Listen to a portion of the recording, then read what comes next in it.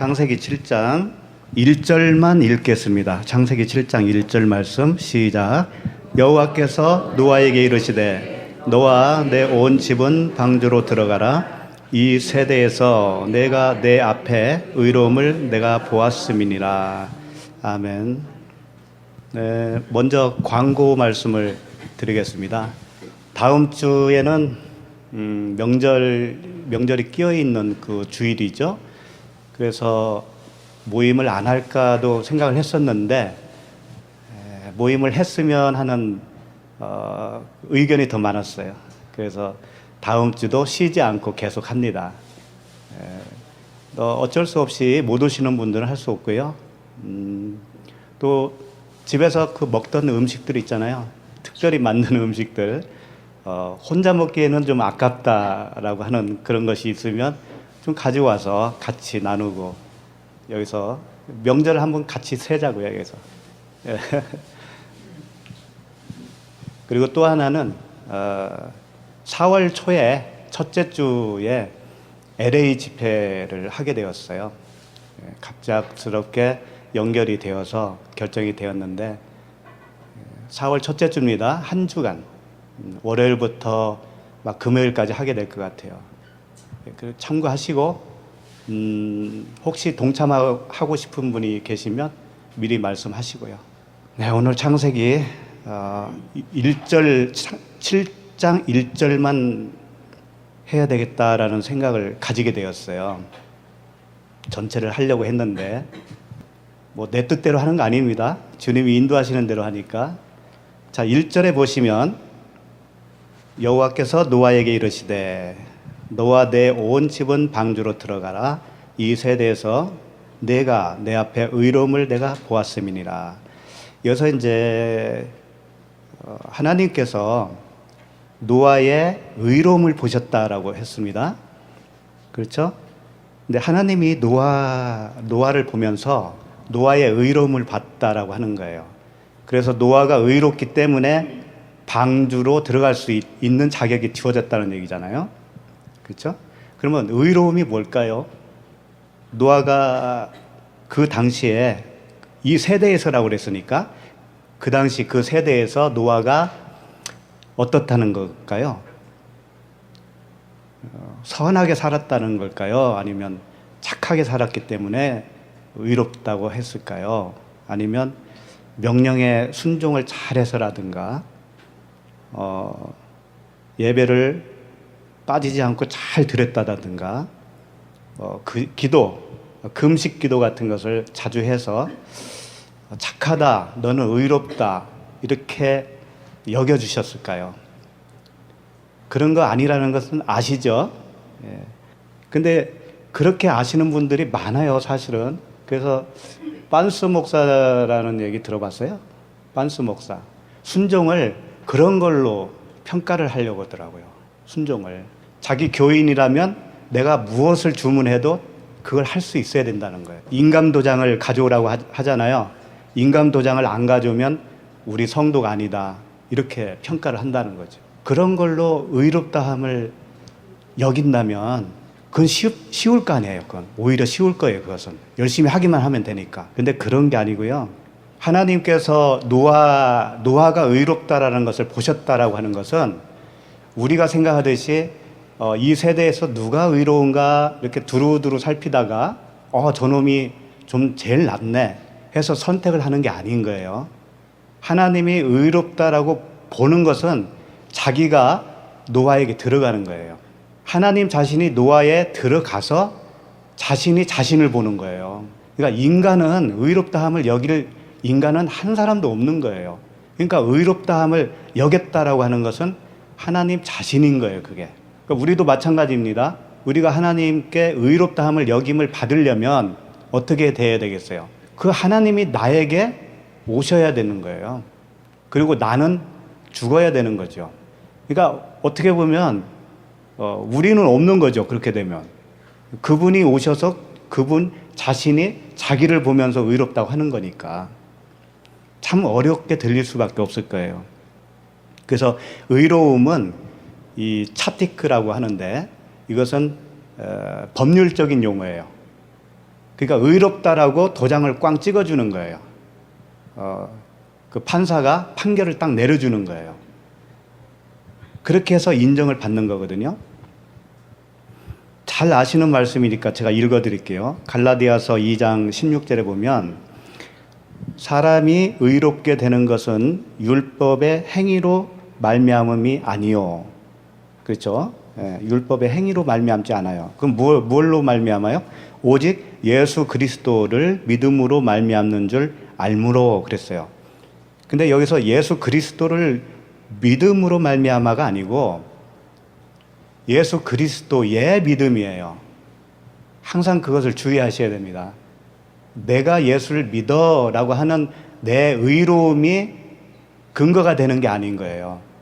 예수 그리스도의 믿음이 나에게 들어온 그 믿음을 얘기하는 거거든요. 그리스도 예수를 믿나니 이는 우리가 율법의 행위로서가 아니고 그리스도를 믿음으로써, 여기도 그리스도의 믿음으로써 의롭다함을 얻으려 함이라. 율법의 행위로서는 의롭다함을 얻을 육체가 없느니라. 네.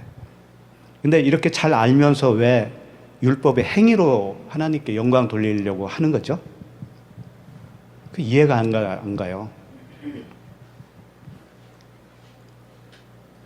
그러니까 율법은 뭐냐면, 율법은 그리스도로 하지 않고 내가 주인이 되어서 하는 모든 행위가 율법이에요. 하나님의 말씀이 문자적인 말씀으로 붙들고 있는 내가 율법인 거예요. 내 자신이. 그러니까 내가 주인이 되어 있는 한 항상 나는 율법 아래에 갇혀 사는 거예요. 하나님이 뭘 원하실까요? 그 율법에서 해방시켜 주는 거잖아요. 하나님이 하시고자 하는 일이 그거예요. 해방시켜서 우리를 성령의 법 안으로 들어오게 하시는 거예요. 그래서 진리 안에서 우리가 사는 겁니다. 그래서 이것을 이렇게 아무리 설명해도 이게 와닿지 않을 수가 있어요. 율법과 그 은혜가 잘 와닿지 않는 부분들이 참 많아요. 그래서 이 의로움을 어떤 말씀을 통해서 한번 설명을 할까 고민하다가 주님이 이 말씀을 주셨는데 그게 유다와 다말 이야기였었어요. 아시죠? 유다와 다말은 어떤 관계예요? 시아버지와 며느리 관계죠. 그 말씀을 오늘 볼 거예요.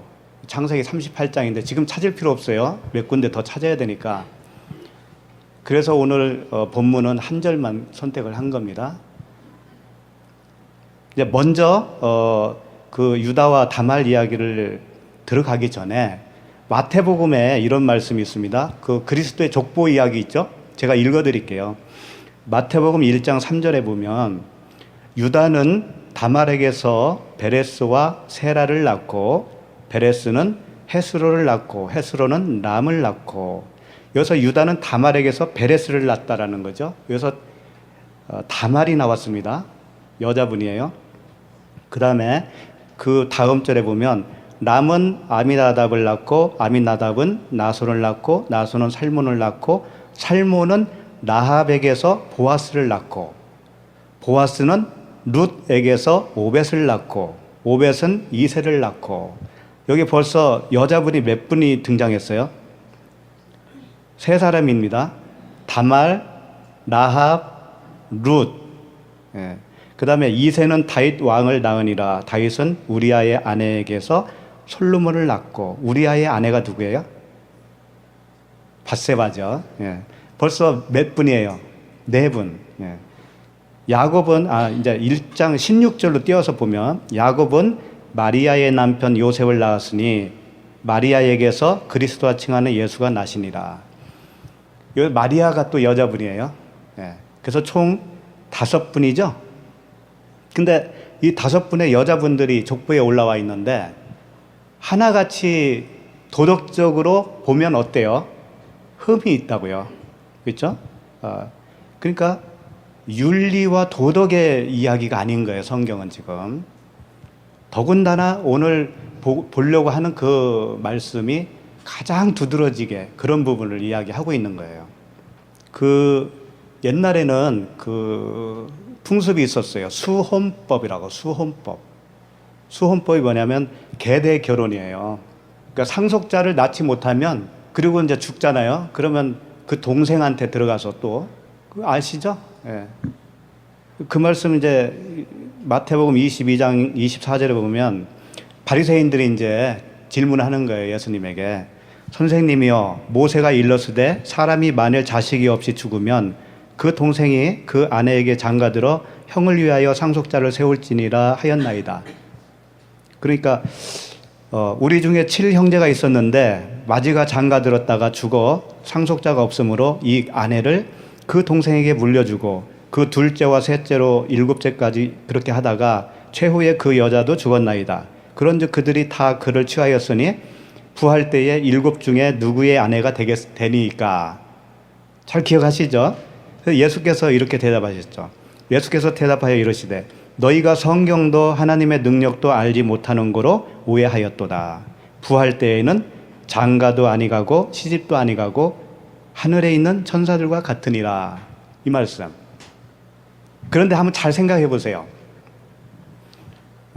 이 계대 결혼 제도예요. 그런데 하나님이 이 제도를 왜 만들었다고 생각을 하세요? 장자를 통해서 대를 잇지 못하면 차자를 통해서 대를 잇는 제도죠. 이 제도를 왜 만들었겠어요? 아니, 전지전능하신 분이 그런 일이 없게 만들어도 되잖아요. 그런 일이 없게 그냥 그 예수 그리스도의 계보가 물 흐르듯이 쫙 흐르면 좋을 거 아니에요. 왜 그렇게 어렵게 그런 제도를 만들어서 또 그런 일이 생기게 되느냐는 얘기예요. 그러니까 이것은 단순히 대를 잇기 위한 이야기가 아닌 거, 이게. 이것을 통해서 뭔가를 가르치고 있다고요, 하나님이. 뭔가를. 만약에 장남이 결혼을 했어요. 근데 상속자가 없어. 상속자가 없다라는 것은 무엇을 넘겨주지 못한 거예요? 씨잖아요, 씨. 씨를 넘겨주지 못한 사람은 계보에 들어가요, 안 들어가요? 다 빠졌습니다. 그러니까 유다의 아들이 3명이 등장해요. 3명이 등장하는데 다 씨가 없어요. 없든지 넘겨주지 못했어요. 그래서 그리스도의 계보에 들어가지 못했다고요. 그 이야기는 뭔 얘기예요? 영적으로 해석을 한다면 씨를 넘겨줄 수 없는 사람이라면 내가 그리스도의 계보에 못 들어간다는 이야기잖아요. 빠져버린다고. 빠져요. 80평생 살면서 그렇게 고난당하면서 살았는데 결국은 씨를 넘겨줄 수 있는 씨가 나에게 없는 거예요. 그러면 그냥 허탕질 한 거라니까, 이 세상을. 그 이야기를 하고자 하는 거예요, 하나님이.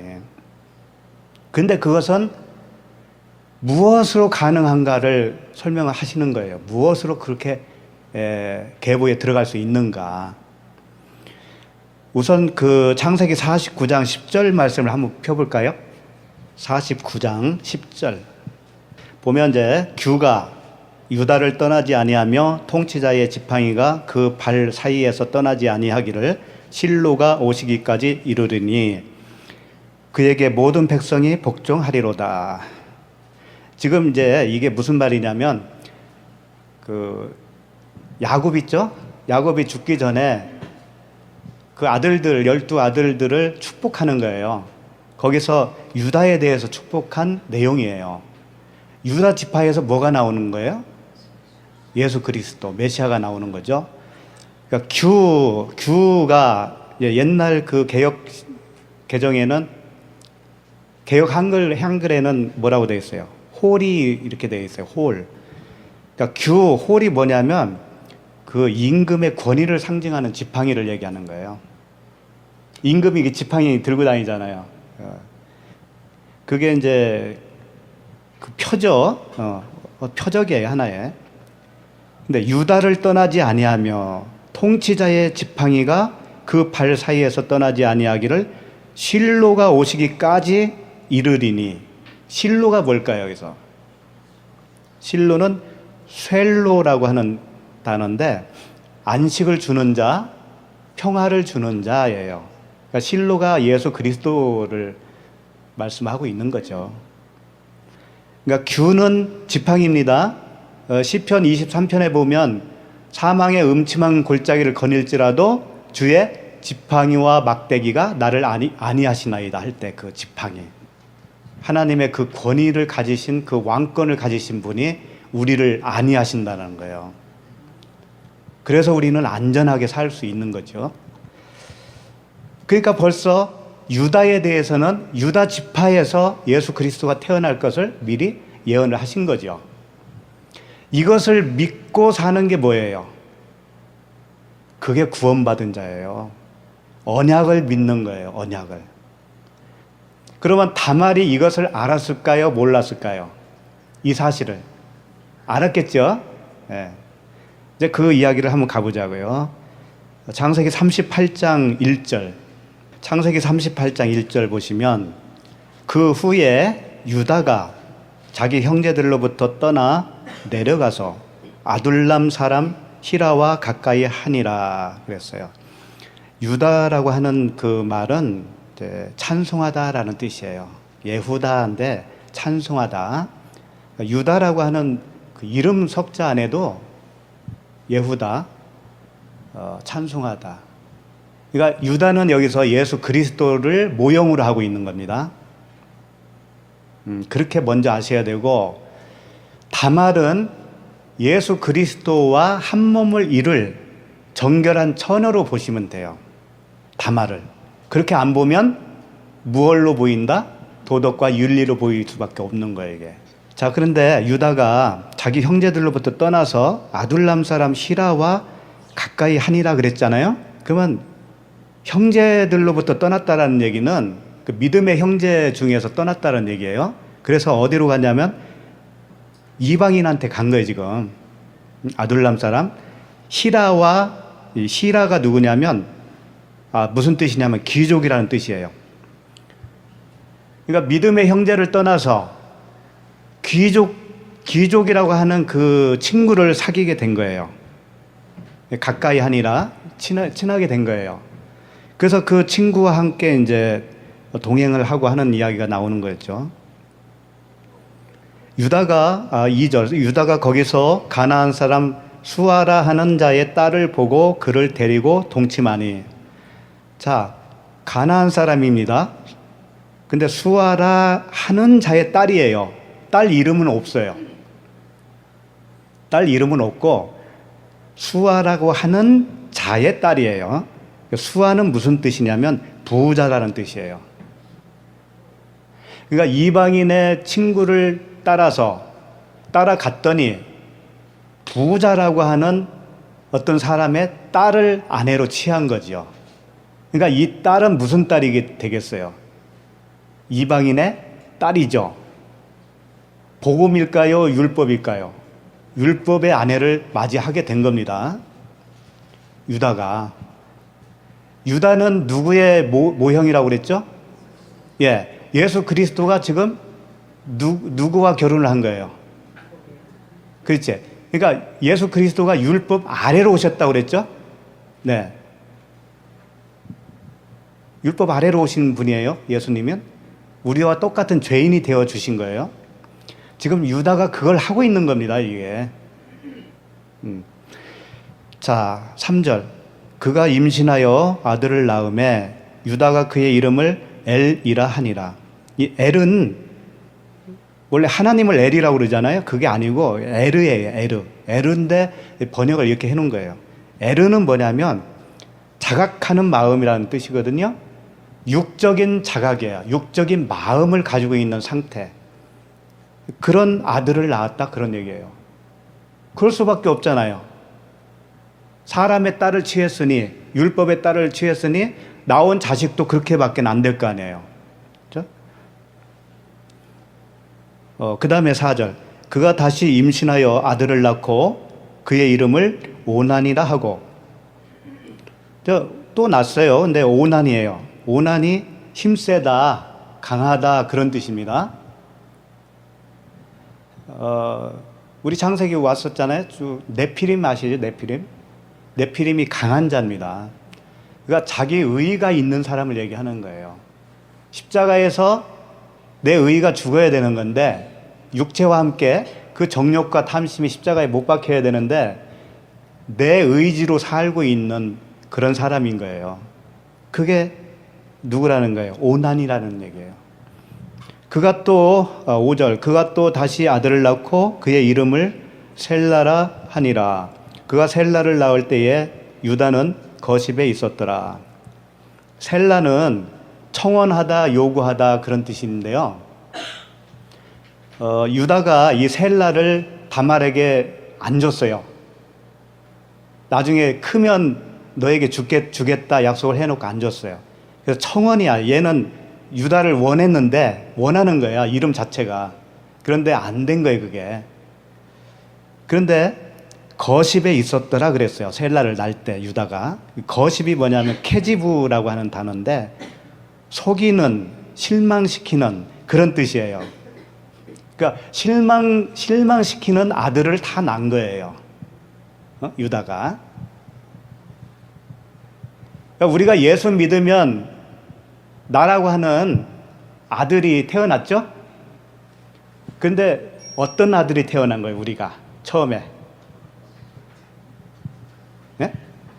다 하나님이 보기에 실망스러운 아들이잖아요, 우리가. 그 율법 아래에 태어났잖아요, 우리가. 네? 유다 아들들만 그런 것 같아요?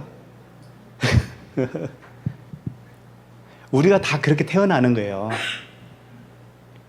그러니까 요한복음 3장 6절에 보면 육으로 난 것은 육이요 영으로 난 것은 영이니 그랬잖아요.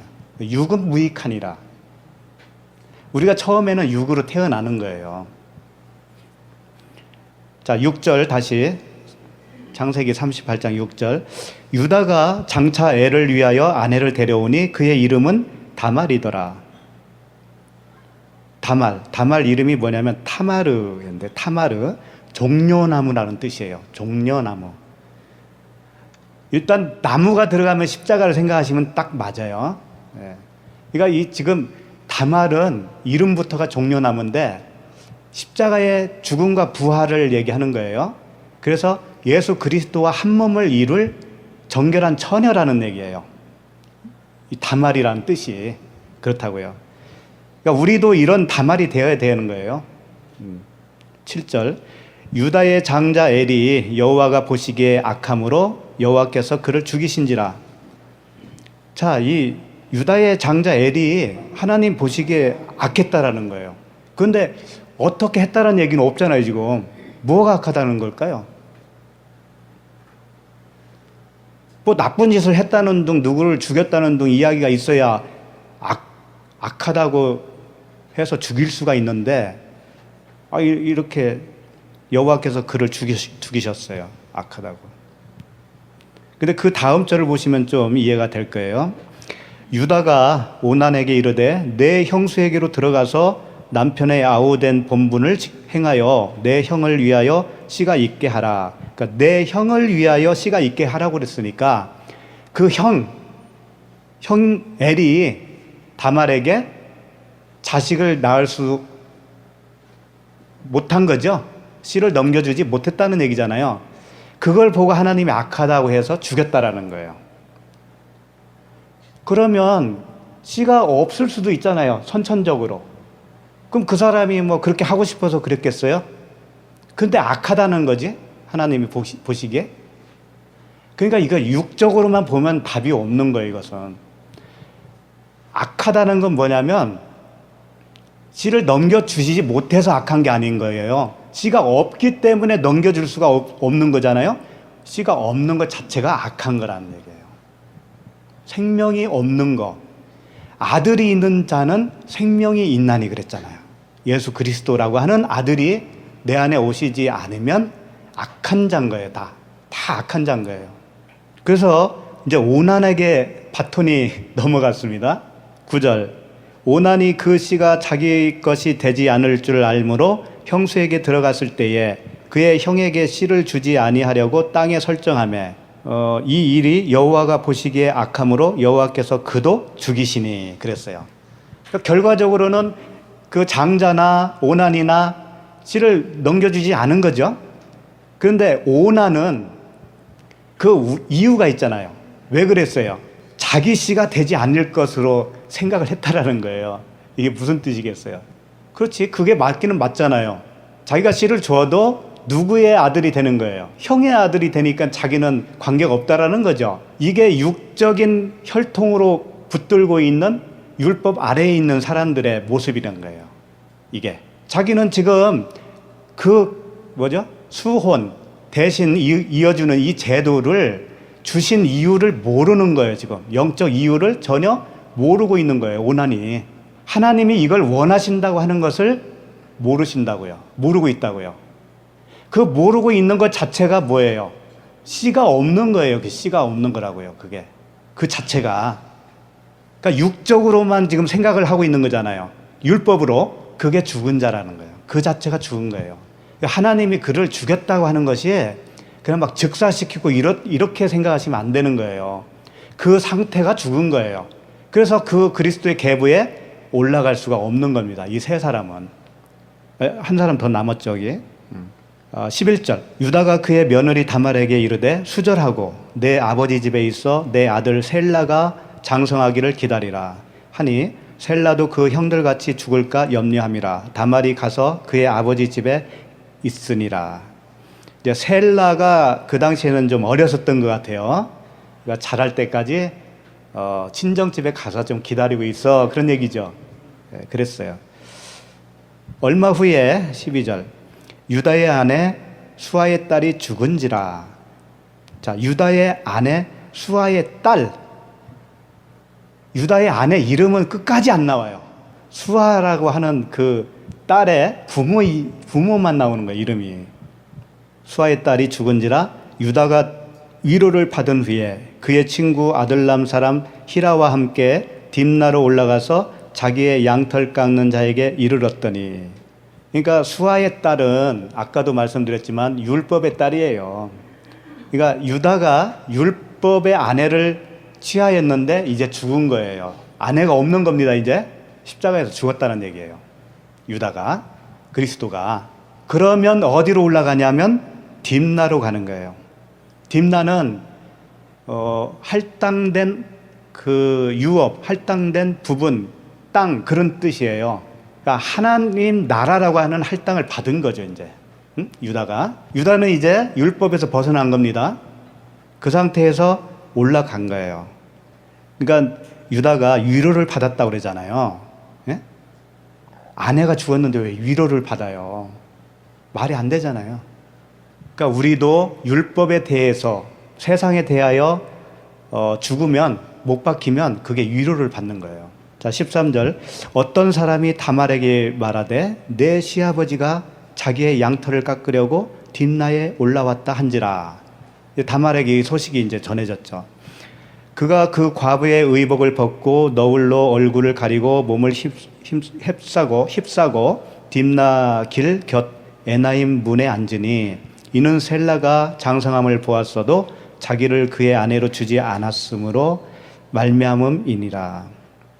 그가 얼굴을 가렸으므로 유다가 그를 보고 창녀로 여겨 길 곁으로 그에게 나아가 이르되 청하건대 나로 내게 들어가게 하라 하니 그의 며느리인 줄을 알지 못하였습니다. 그가 이르되 당신이 무엇을 주고 내게 들어오려느냐? 유다가 이르되 내가 내 떼에서 염소 새끼를 주리라. 그가 이르되 당신이 그것을 줄 때까지 담보물을 주겠느냐? 유다가 이르되 무슨 담보물을 내게 주랴? 그가 이르되 당신의 도장과 그 끈과 당신의 손에 있는 지팡이로 하라. 유다가 그것들을 그에게 주고 그에게로 들어갔더니 그가 유다로 말미암아 임신하였더라. 그가 일어나 떠나가서 그 너울을 벗고 과부의 의복을 도로 입으니라. 유다가 그 친구 아둘람 사람의 손에 부탁하여 염소 새끼를 보내고 그 여인의 손에서 담보물을 찾으려 하였으나 그가 그 여인을 찾지 못한지라.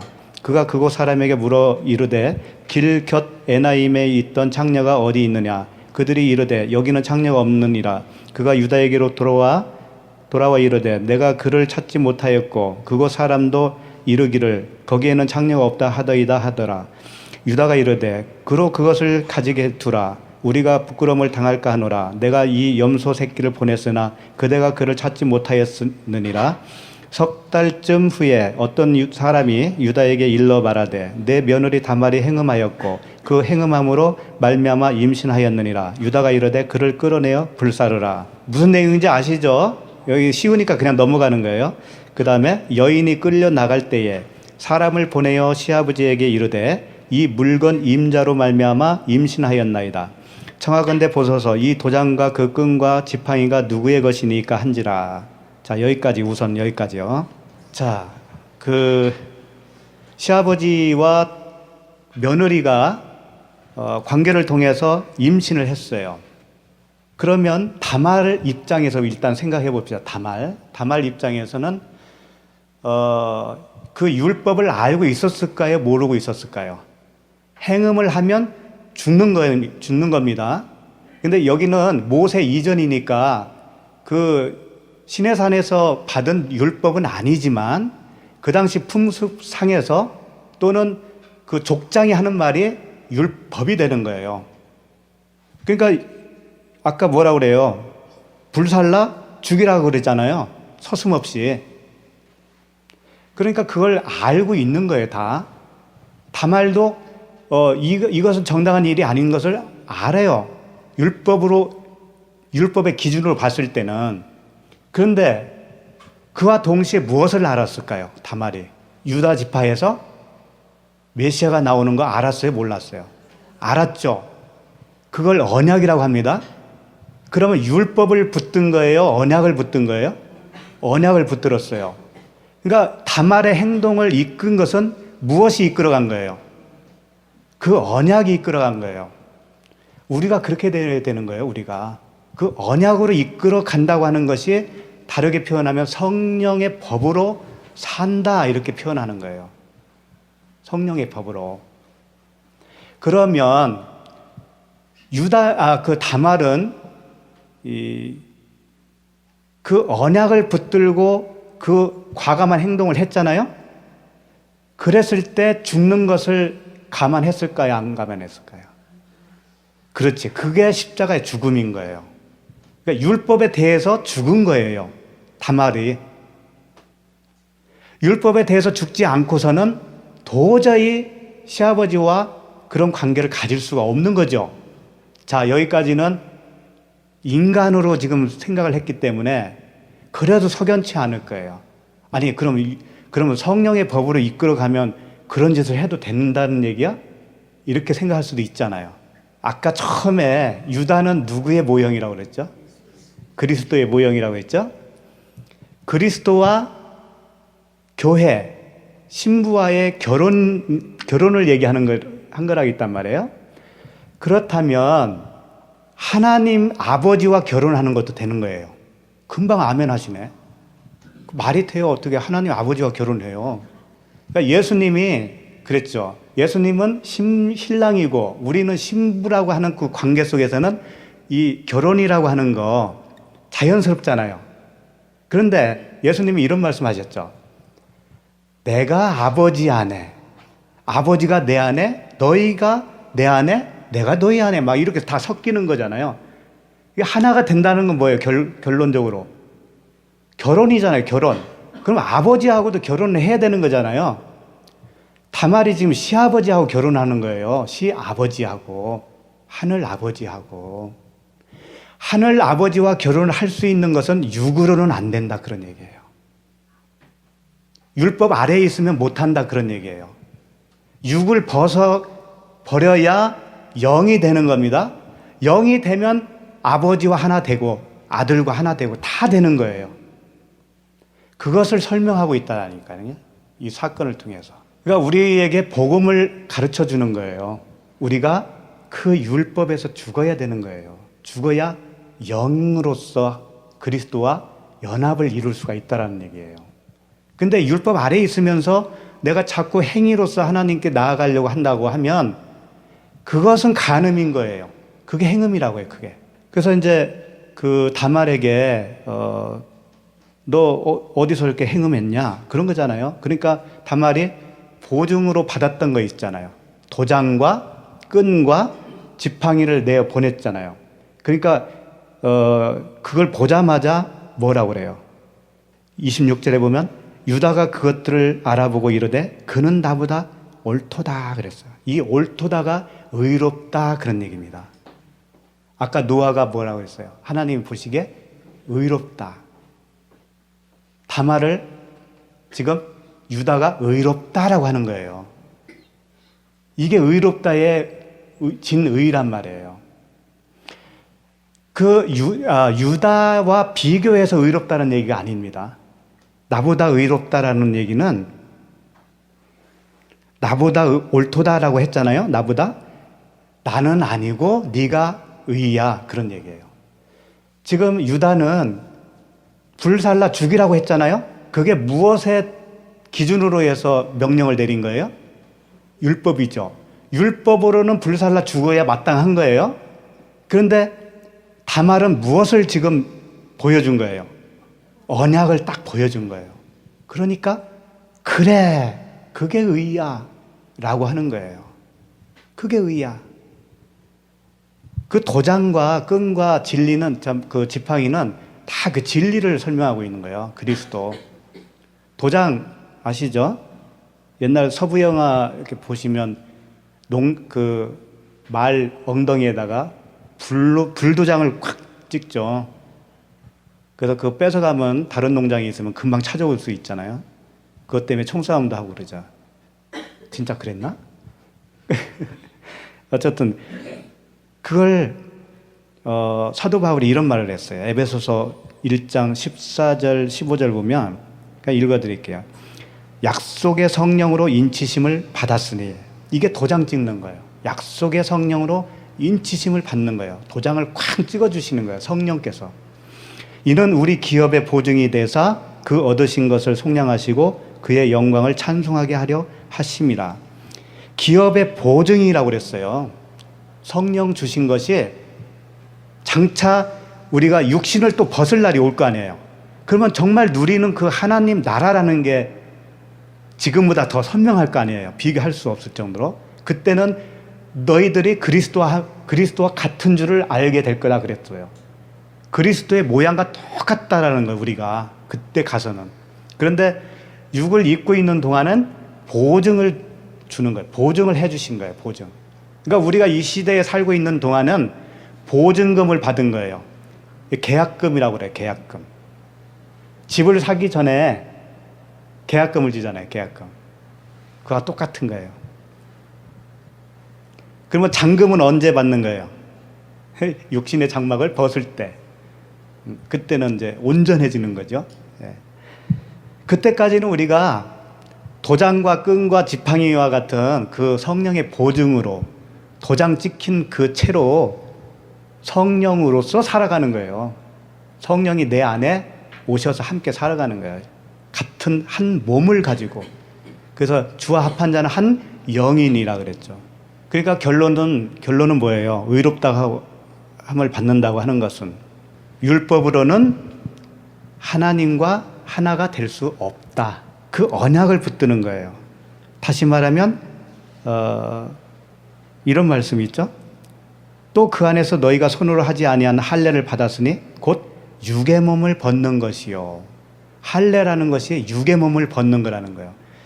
육의 몸을 벗는 게 뭐냐면 율법에서 벗어나는 거예요. 내 육체가 율법이고 하나님의 문자적인 말씀이 율법인 거예요. 다 거기서 벗어나는 겁니다. 그래서 성령 안으로 우리가 들어가는 거예요. 그리스도 안에 한 몸을 이루는 거예요. 그러니까 영이에요. 영. 우리가 구원받는 것. 그래서 믿음의 결국은 영혼의 구원이다. 그래서 로마서 7장 6절에 보면 이제는 우리가 얽매였던 것에 대하여 죽었으므로 율법에서 벗어났으니 이러므로 우리가 영의 새로운 것으로 섬길 것이요 율법 조문에 묵은 것으로 아니할지니 그랬어요. 그런데 이걸 우리가 실전에 들어오면 많이들 헷갈리는 거예요.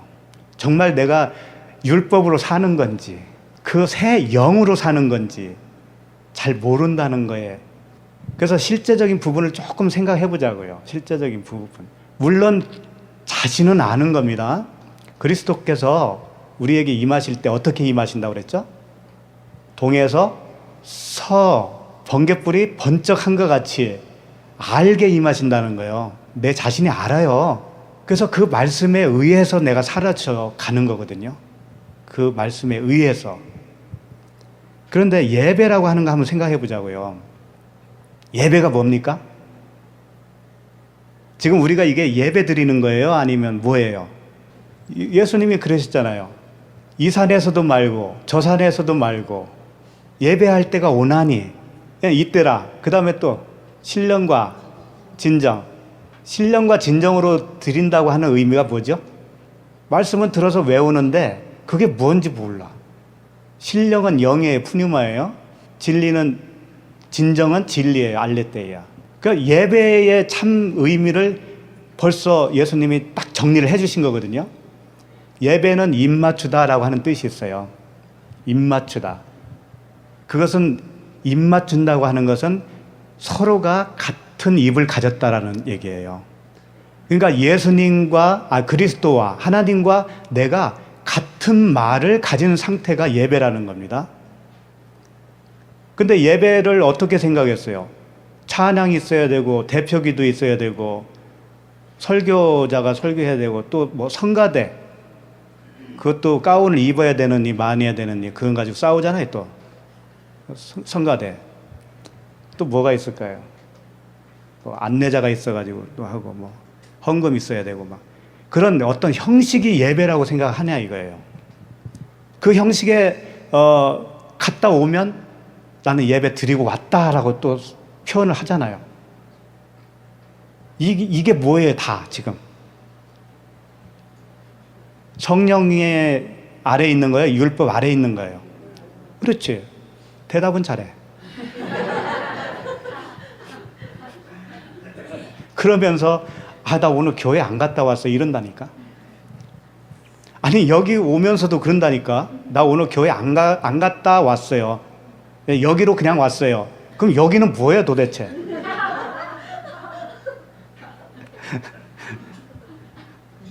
여기는 그냥 카페예요? 여기는 카페 그냥 장소만 빌려서 모이는 것 뿐이잖아요. 교회는 각자가 교회잖아요. 각자가 교회고 그 교회들이 모이면 뭐 어떻게 되는 거예요? 교회 공동체가 되는 거죠.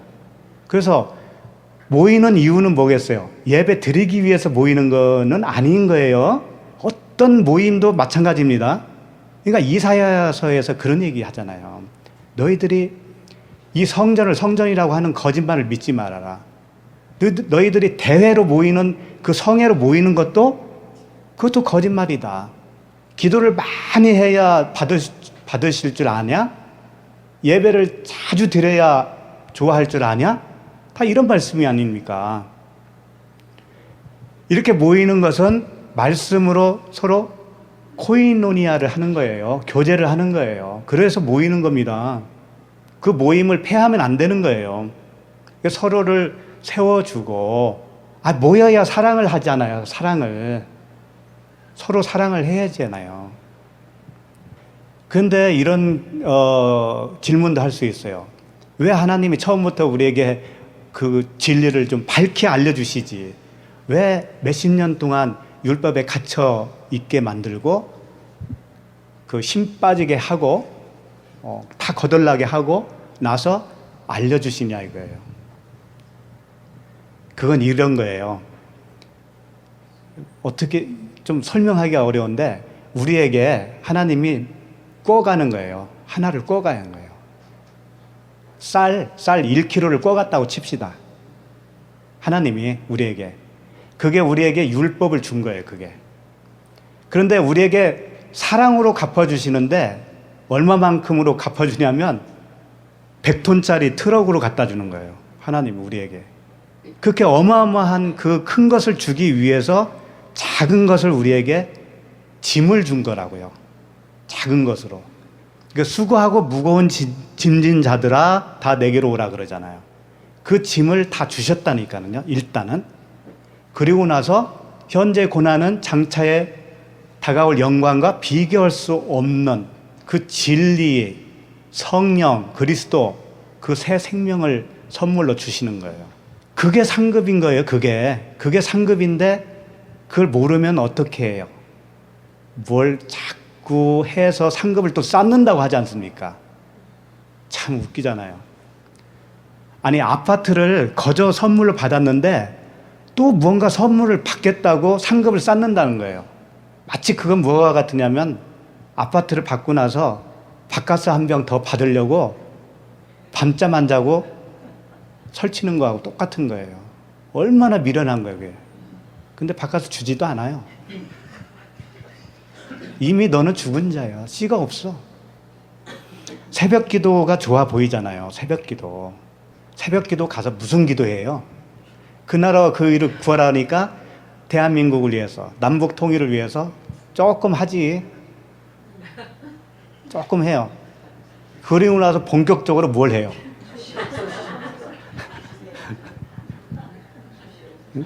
남편 위해서, 아내 위해서, 자식 위해서, 자식 취업을 위해서, 합격을 위해서, 병 낫기를 위해서 다 그러잖아요. 다 육을 위해서 기도하잖아요. 그게 왜 나쁜 줄 알아요? 하나님을 못 믿기 때문에 나쁜 거예요. 그게 왜 못 믿는 거예요? 그게 하나님이 더하여 주신다고 그랬잖아요. 근데 왜 그걸 못 믿냔 말이에요. 그냥 살면 되는 거예요. 우리는 그냥 사는 게 가장 믿음이 있는 거라니까. 그냥 사는 게. 주님과 함께 배를 타고 가다가 풍랑이 일으니까 막 깨웠잖아요. 깨웠어요. 그래서 옛날에 그렇게 알았잖아요. 하나님을 졸게 하시면 안 돼. 그러면서 밤낮 없이 기도해야 된다고 그랬잖아요. 그래서 기껏 깨가지고 예수님한테 무슨 소리 들었는데. 한마디로 말해서 이 멍청이들아. 그런 거예요. 기도 안 하는 게 믿음이 있는 거라니까. 기도 안 하는 게. 근데 무슨 기도만 하라? 구하라, 찾으라, 두드리라. 그러면 성령을 주시지 않겠느냐. 그게 다기 때문에 그래요. 그게 전부이기 때문에 그래요. 그거 받으면 그냥 끝이에요. 40일 기도 해보셨어요? 하다 말았어요? 근데 40일 기도를 하는 이유가 뭡니까? 그 근거가 어디 있어요? 예수님의 40일 금식 기도잖아요. 그렇죠? 예수님 닮아야 되니까, 본봐야 되니까. 그래서 40일 기도하다가 일찍 가신 분들 많아요. 그 예수님의 40일 기도는요, 진짜 40일 했다는 얘기도 아닌 거예요. 그게 홍수가 며칠 밤낮 주야로 며칠 임했죠? 40일. 40일은 예수님은 성전입니다. 예수님은 성전이신데 성전이 되었다라는 것은 안식에 들어간 거예요. 가나안에 들어간 상태예요. 그러면 가나안에 들어가서 어떤 일이 있었던가요? 가나안에 살고 있던 7 족속 몰아내는 일이 있었잖아요. 그게 예수님이 시험을 당한 거예요. 그게. 근데 40이라고 하는 그 숫자는 정말 41이라는 얘기가 아니라 40이라고 하는 그 숫자가 상징하는 것을 설명하는 거죠. 그게 시험 기간이에요. 말씀으로 임한 시험 기간이라고요. 정말 성전이 완벽하게 지어지는 그 기간을 얘기하는 거라고요. 그러니까 40년 동안 광야 생활을 거쳐서 가나안 땅으로 들어가듯이 예수 그리스도께서 40이라고 하는 시험을 거쳐서 이제 사역을 시작하는 거예요. 거기에 나오는 마귀, 사탄, 또 천사 이런 것들은 마귀는 거기서 율법을 얘기하는 거예요. 다 말씀이에요, 말씀. 마귀가 뭘로 대적을 하든가요? 말씀을 했잖아요. 그러니까 말씀을, 문자적인 말씀이 시험을 하는 겁니다, 우리를. 그런데 그 말씀을 속뜻으로 물리치잖아요, 그리스도께서. 그렇게 물리쳐서 가나안 땅의 7 족속을 다 몰아내는 것이 그게 성전의 완성이란 말이에요. 그러니까 예수님이 40일 동안 기도했다고 해서 금식 기도했다고 해서 그 금식은 밥을 안 먹었다는 금식이 아닌 거예요. 무슨 금식을 얘기했을까요? 율법의 금식인 거예요. 율법을 안 먹는 게 금식인 거예요. 그러니까 예수님이 제자들과 함께 마시고 잡수시고 막 이랬잖아요. 그러니까 바리새인 서기관들이 와가지고 아니 우리들은 금식을 하는데 쟤네들은 왜 이렇게 먹기만 해? 먹고 탐하기만 해? 막 이랬잖아요. 그러니까 예수님이 뭐라고 했어요? 너희들이 하고 있는 금식은 율법을 지금 행하고 있지 않니? 그치? 그럼 그게 금식을 안 하고 있는 거야. 우리는 음식을 먹어 마음껏 먹는다? 그런데 율법을 안 먹고 있잖아 우리. 그러니까 우리는 지금 금식하고 있어. 이런 얘기라고요. 얼마나 달라요. 그런데도 이제 율법 할 거예요? 그 치유 그거 할 거예요? 축사 할 거예요?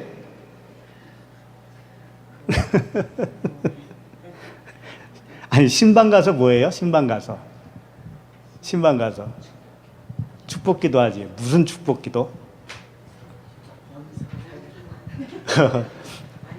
그러면 축복기도 안 하고 신방 안 한 집은 다 망했겠네? 예수 안 믿는 사람은 더 망했겠고. 얼마나 어리석냐고요. 그냥 살아요. 그냥 사는 게 제일 믿음 있는 거라니까.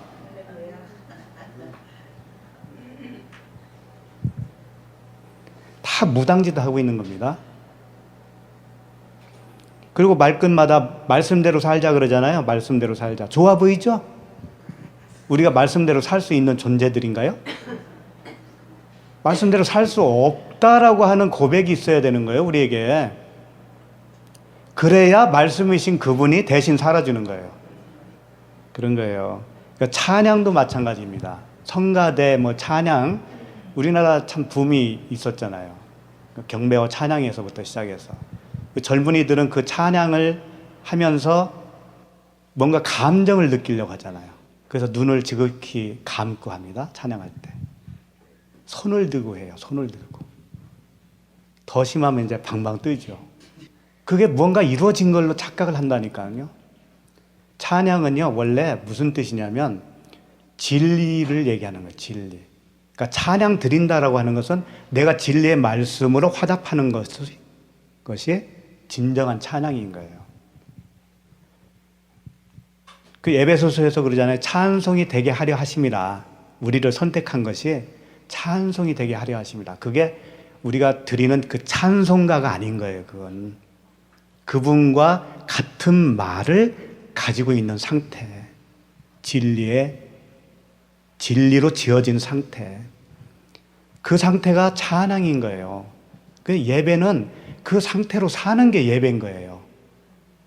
그 하기오스 푸뉴마, 성령, 진리로 사는 자체가 그게 예배라는 거예요. 예배는 어느 장소에 가서 드리는 게 아닙니다. 이렇게 모이는 것은 서로 나눔을 하는 거예요. 말씀으로 나누는 거예요. 교제예요. 코이노니아. 그겁니다. 그러니까 이것을 좀 확실하게 해놓으세요. 확실하게. 그러니까 예배 드리러 간다라는 말도 맞지 않는 거예요. 사실은. 내가 예배가 되어져야 되는 거예요. 드리러 가는 게 아니고. 그러니까 말씀대로 살자, 말씀에 생활하, 이딴 소리 하지 마세요. 이제 우리는 그 말씀대로 산다고 하는 생각 속에는 무슨 생각이냐면, 말씀이 이렇게 하잖아. 그 식양을 보고 내가 따라서 이제 행동을 옮기는 거예요. 그 말씀이라고 하는 명령자가 있고 행하는 내가 따로 있는 거잖아요. 그 상태는 하나님과 연합된 상태가 아닌 거예요. 그래서 성령으로 산다는 거, 이거 마치 이런 거예요. 어렸을 때는 밥상머리에서 가르치죠. 너 밥 먹을 때 흘리지 말고, 뛰어다니지 말고, 그런 거 있잖아요. 그게 율법인 겁니다. 그러면 사람이 장성하면 어떻게 해요? 그걸 의식하고 하든가요? 아유, 밥 흘리면 안 되지 하면서 밥을 먹어요? 성인이 되어서도? 아니잖아요. 그와 같은 거예요. 율법을 완전히 삼켜버린 거예요. 그런데 그걸 행하고 있는 모습으로 보일 수도 있는 거예요. 뛰어놀지 않잖아요. 뛰어놀지 않는데 그걸 율법으로 하는 건 아니잖아요. 그와 같다라는 거예요. 막 살라는 얘기가 아닌 거죠. 그 허운석 선교사라고 혹시 아실 분은 아실 거예요. 돌아가셨으니까 이제 말씀드리는 거지. 그분이 그 아마존에서 많은 그 일들을 했다고 그래요. 그 간증 들어보면. 한번 시간 나면 검색해서 한번 들어보세요. 근데 핵심이 뭐냐면 그분이 은사가 엄청 많습니다. 은사가.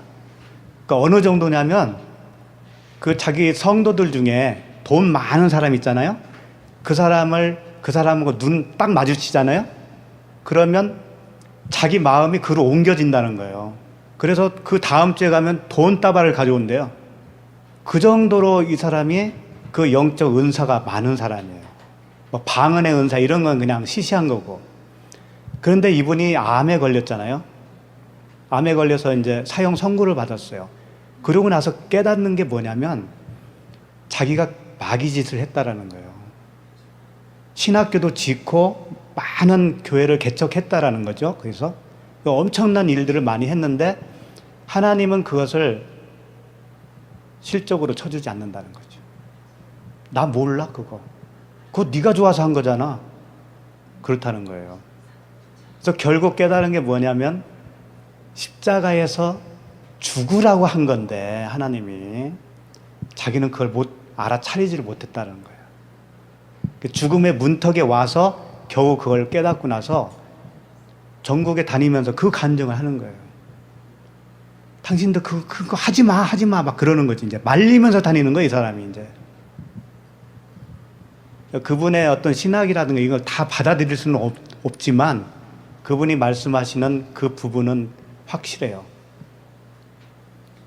죽어야 산다는 거예요. 죽어야 산다. 그 겉으로 드러나는 어떤 귀신, 마귀, 겉으로 드러나는 치유, 겉으로 드러나는 이빨이 금리빨로 변하고 이런 거. 그런 것들이 뭐라고 그래요? 고린도전서 13장에 가면 다 부분적이라고 하지 않았어요? 부분적이다. 그 은사도 있는 건 사실이에요. 그러나 부분적인 거예요. 부분적으로는 하나님 나라에 갈 수 없는 겁니다. 부분적이라도 하다가 가면 되지 않냐 이렇게 말하겠지만 그게 아니라니까요. 사랑이라고 하는 완전한 은사가 와야 천국인 거예요. 40일 금식기도 한다고 덤비지 마시고 자연스럽게 사시는 게 가장 믿음이 좋은 겁니다. 하나님은 우리에게 쉼을 주시려고 하시는 거예요. 쉼을. 안식. 그 쉴로가 뭐라고 했어요? 안식을 주는 자, 평화를 주는 자. 예수님이 부활하시고 첫 마디가 뭐였어요? 평안할지어다. 너에게 평안이 있니? 물어보는 거예요. 근데 너무나 많은 세월 동안 우리는 짐을 지고 살았어요. 짐을 지고. 이제 쉴 때도 됐죠? 기도하겠습니다. 하나님 아버지 은혜를 감사합니다. 다말과 유다의 관계를 통해서 하나님 아버지와 우리와의 관계를 이렇게 진리로 알려주시니 감사합니다. 율법에 대해서 이미 죽은 자요 하나님께 대하여 산 자로 우리를 그렇게 품어주신 아버지께 감사와 찬양을 드립니다. 예수 그리스도의 이름으로 기도합니다. 아멘.